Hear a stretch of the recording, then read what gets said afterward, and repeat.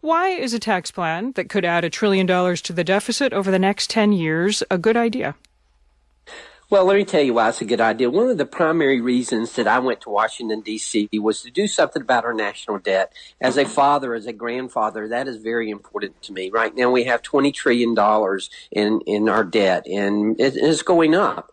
And I've always said we've got to do three things. First of all, we've got to cut spending, we've got to have entitlement reform, and we've got to grow our way out of it. And perhaps the most important part of that is to grow our way out of it. This will stimulate our economy. This tax reform will stimulate our economy and help us to get out of the 1 and 1.5% growth rate that we're in now and get more up there in the 3 and 4 and perhaps even 5% growth rate. If we can do that and we can control our spending and have some entitlement reform, I assure you we can do a big dent in our national debt. Well, are you persuaded that the growth that is factored into this tax bill, that those numbers are realistic so that a deficit that's already at a record high won't just balloon further to this $1 trillion number we just cited?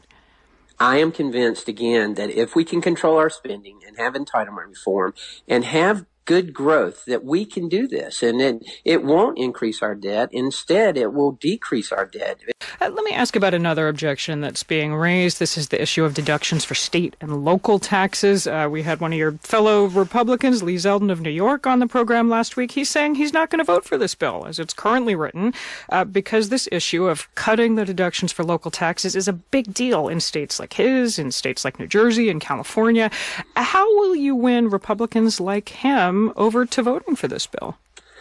Well, first of all, leadership has already recognized that this is a concern, and they have compromised on this, and they've put a deduction back in there for up to $10,000 of state and local property taxes. That's going to help win over some of those members in those areas. We understand it is a concern for them, but at the same time, how fair is it with, low property taxes here in the state of Georgia and then in New York and New Jersey and California for them to have such high property taxes and them to get a deduction for that? I mean, the one thing that we want to do with this plan is to make it fair. We really want to make it simple and fair. That's what we're trying to do with tax reform.